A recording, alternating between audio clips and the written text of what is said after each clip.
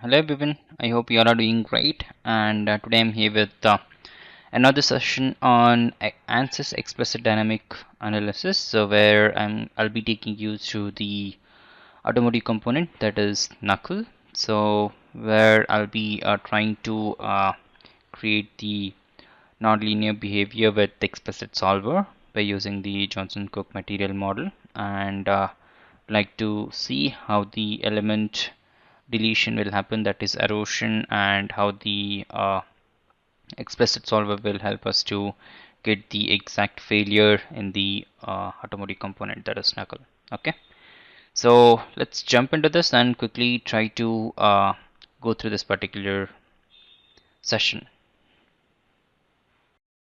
Okay, this is the ANSYS workbench. So first thing, let me just define the material.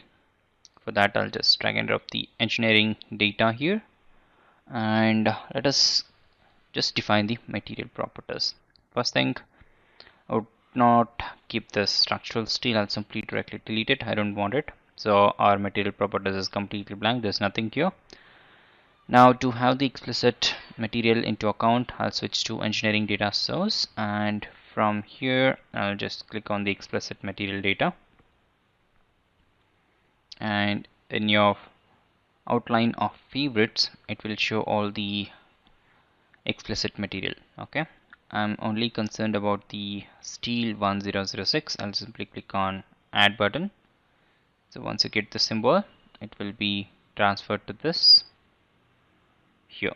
Okay, now you could see we have the Johnson-Cook strength properties is defined, and I need to add the very important factor. We just defined the plasticity information to the material. Now I need to add the failure properties. So now these are the failure inputs. So what I will do now is, as we are only dealing with the Johnson-Cook material model, I would like to just take this Johnson-Cook failure into account so that I can just have the close correlation between these two. Okay, so here I'll be defining the D1 to D5 parameters. So if you are not sure about what these parameters, so I would recommend you to go through the previous session where I try to cover each and everything about the material information, and there are some slides which explains each and every aspects of the material detail in depth. Okay, so here I'll simply enter the data which I have it with me. This is just a test data, so it is not the realistic one. Okay, so D3 here is minus 2.1, and D4 I would like to keep it 0.002, and here it is 0.6, and temperature is already given on the top, so it is 1537.9. Okay, so our data is here. Next thing is very important, that is the erosion. Just check for this. This is the damage. We have the erosion. I would like to take it erode on plastic strain and add the value here 0.5. Okay, well, so material data is ready with us. I'll simply go with geometry now. So I'll just drag and drop the geometry here, and I'll import it. Anyway, I have created this geometry here. This is the one. I'll take it here. Okay, now we have the geometry, we have the engineering data. Now I want to show the nonlinear behavior on the automotive component, that is knuckle. So to see that, which module I should take. So if I go with the nonlinear analysis only, I might not see the element deletion and kind of a nonlinear complete behavior realistically. So for that, I might need to go with the explicit dynamic solver. Okay, for now I'll be taking you through the direct explicit dynamic solver. If you want, you can try with the nonlinear solver by just defining the nonlinear material data, and you'll get to know what exactly is going to happen. So the element will keep on stretching, but there is no element deletion, and you might not get the realistic scenarios. Okay, first thing, I'll link the material data here, geometry I'll link it here, directly jump to the setup so that I can just set up each and everything with respect to boundary conditions and loads. Okay, and mesh and defining the material, everything I can do it here. So first and foremost thing here is I need to set up the unit system. So I'll just switch to here at the bottom, take this okay. Unit system is done. So geometry is here. You could see it as a question mark. Material is missing. I'll just use this arrow mark. I have the steel 006 1006. I'll just assign this here. Okay, this is the geometry which we have it with us. Next thing is very important is the mesh. By default it is giving me 14. Okay, and if I go with this directly, let us see what happens.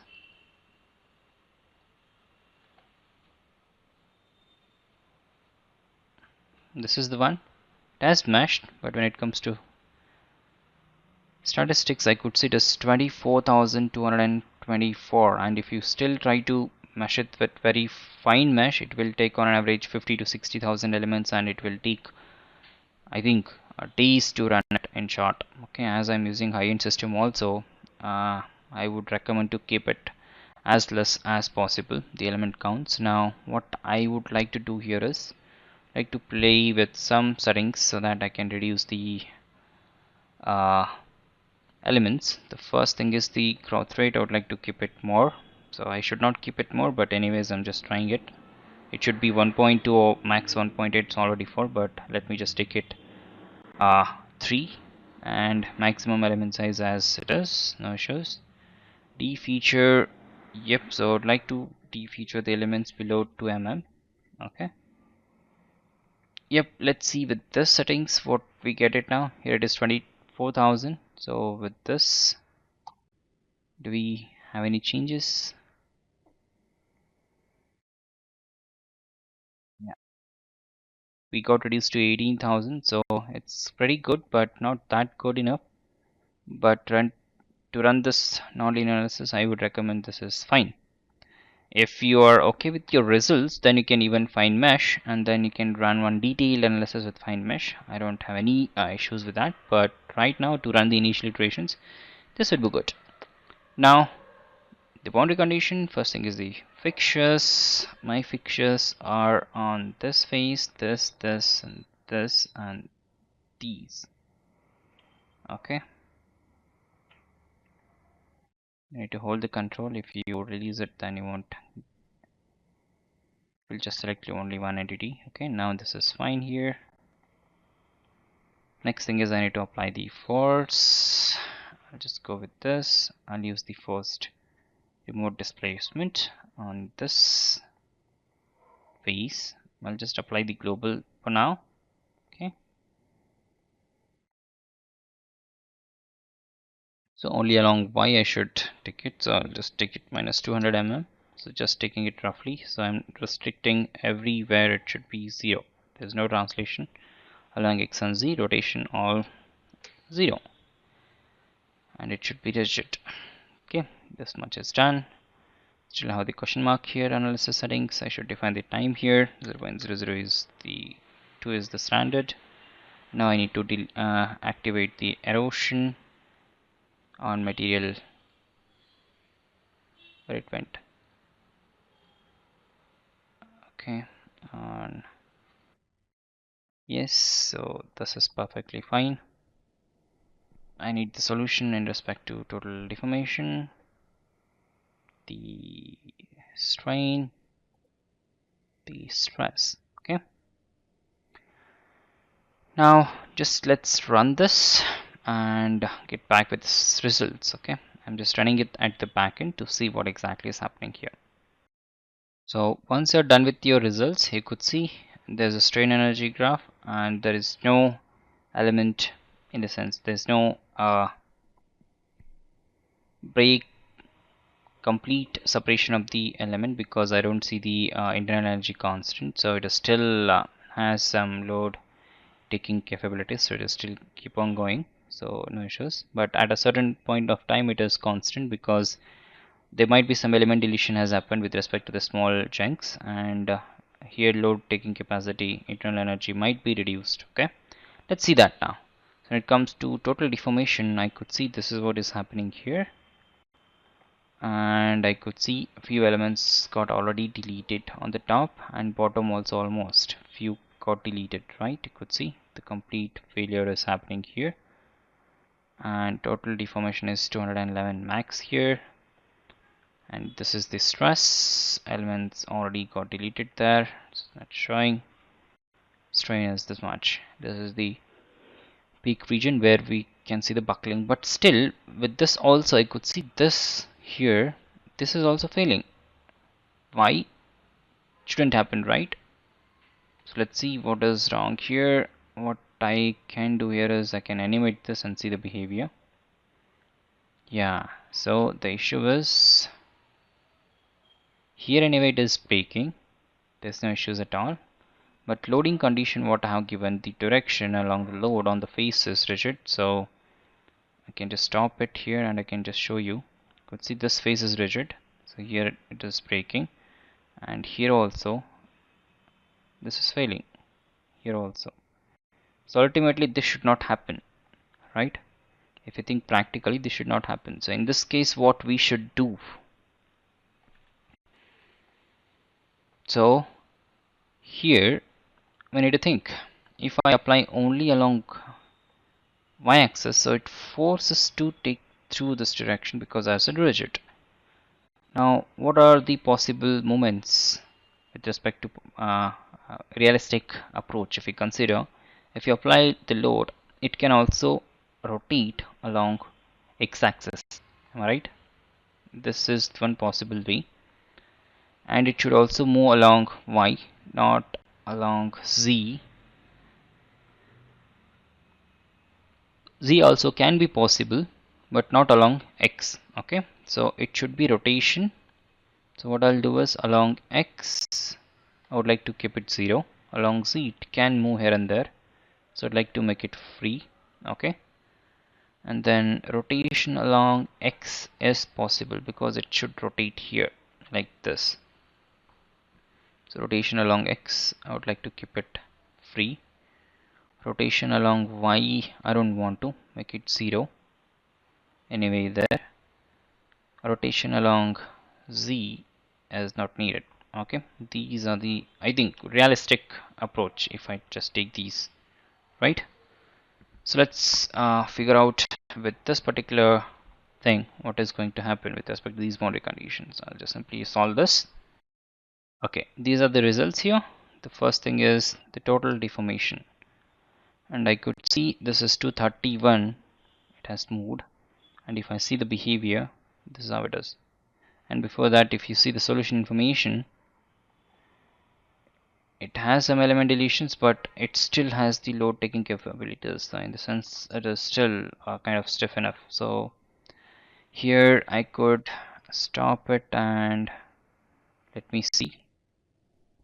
Here this is perfectly fine. I'm letting it to rotate also, and I can even activate the element stress. Here you could see element deletion is already happening here.